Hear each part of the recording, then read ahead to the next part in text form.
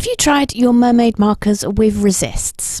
Because if you haven't, I've got a lot of examples today of how to set up a resist and how to use your mermaid markers with them.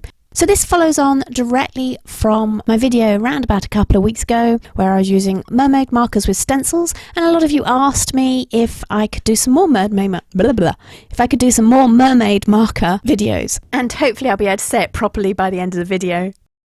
But don't worry if you don't have any of the Jane Davenport mermaid markers. You can actually use these techniques with other dye-based inks or watercolour paints, so have a play and see what works for you.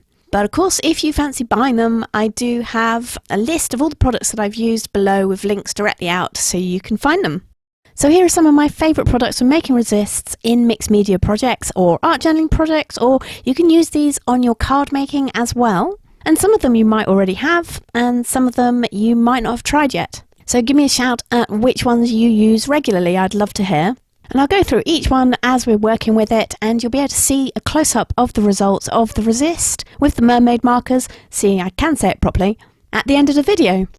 So first up is gel medium. Now you guys know how much I use this stuff on pretty much everything. I happen to have the golden gel medium, but there are other gel mediums that you can get as well and that will work just as well. This one's the gloss, and I'm just applying it through a stencil with an old plastic card. Once your gel is dry, you can start applying the mermaid marker. So I've got a couple of different ways to have a go at this. Now, first of all, I'm just going to add it on directly to the resist. And you can see you can blend your colours and play around with them a bit to get some interesting effects. But I'm also going to use a water brush just to pull out some of the colour and lighten it up a bit.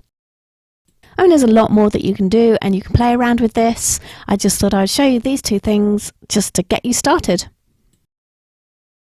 And I put 2 lots of resist on this page so that on the left hand side I've used water to help pull out the colour, and on the right hand side I'm just using some really dark colours, and I'm not going to use water at all on that. And then at the end of the video we can have a look at them and do a compare and contrast and see how they've worked. Now I set up my Gesso Resist in a very similar way as I did with the gel medium, applying it roughly with a plastic card through a stencil. And for this particular resist, I use the Liquitex Gesso, which has a kind of single cream consistency, so it's quite runny and smooth. So it is going to run underneath the stencil, and I'm not particularly bothered because this is just a demo today. But it's actually worked in my favour because I've got some other techniques to quickly show you, which utilises the runniness of this type of gesso. Such as, once you're finished, take off your stencil, turn it over, and then press it on another piece of paper. So here I'm just pressing it on my right hand side of this paper. Grab another piece of paper to put over the top and then press it down. So you can make a nice impression onto both of these pieces of paper, because both sides of this stencil still has gesso on it. So you'll get a nice imprint on both papers that you're using in this sandwich. It's a bit hard to see because it's very white on white, but once that gesso has dried, let's just start adding some colour to it, and then you'll be able to see it a lot easier. So again, I'm just going to use the direct method, just putting the mermaid marker directly, scribbling it directly over the top of that resist. And I'll also use a little bit of water from a water brush to pull out some of that colour, and we can see how it works when you're diluting that colour. This time I've started with dark colours, but I'll also show you how it looks when you use light colours as well. And you might be sitting there thinking, well, it doesn't really look like much of a resist. And when you first start putting the colours on, it doesn't. But as the ink dries, that's when the resist starts really showing through. And perhaps you can see that a little bit better on that left hand side where that ink is starting to dry and you can see the resist. So once I've finished adding the ink to this one and to that third stencil print, I'm just going to set them aside, let them dry, and we can have a look at them later. But meanwhile, let's move on to 3 different drawing resists that you can make. So these resists are great fun for doing your own designs and your own drawings on your work, and also for adding a little bit of texture and a little bit of detail in places. So for these resists, I'm going to use wax crayons in the form of the readily available Crayola crayons.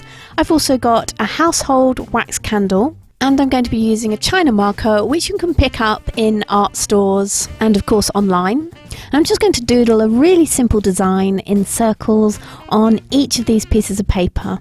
using each of these products. And as you can see, I've labelled them up so we know which one's which. Don't worry, I'm not expecting you to see the design yet. I couldn't see them either. It was kind of a potluck hoping that the design was on there.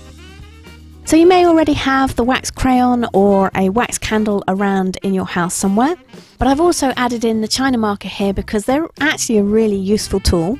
Now these are wax as well, but they tend to be a very hard wax that you can sharpen to a point with a craft knife. A lot easier than you can sharpen, say, the crayon with the craft knife.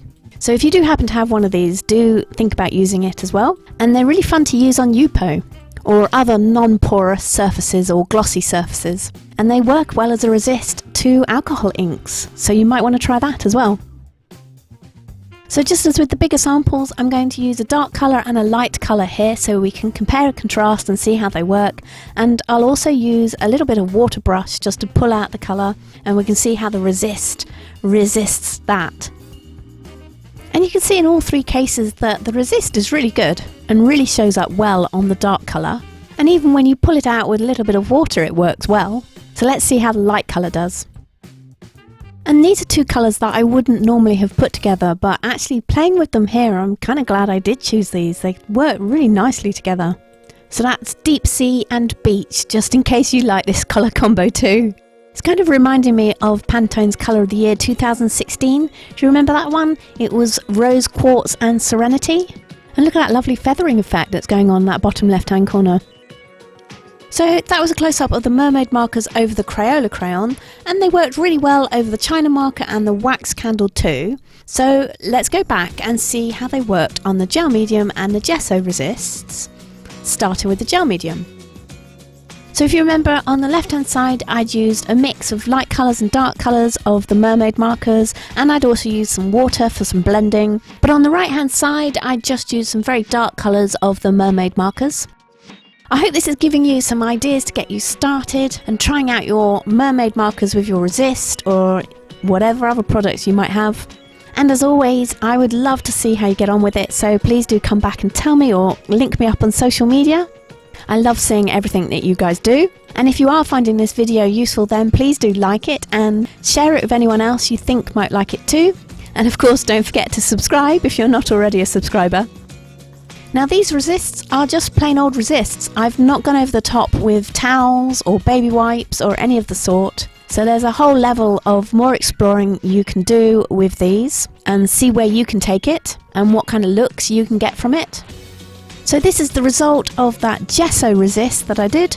So you can see the results of all three different ways that I applied the gesso and get a nice close-up look of some of that texture. So you can start thinking about how you'd utilise this for one of your projects. And if you remember, the blue one in the middle was where I applied a gesso through the stencil, and the two on either side of it are the stencil printing results. So enjoy playing and let me know how you get on, and thank you so much for watching. I'll catch up with you again in my next video on Sunday. See you next time.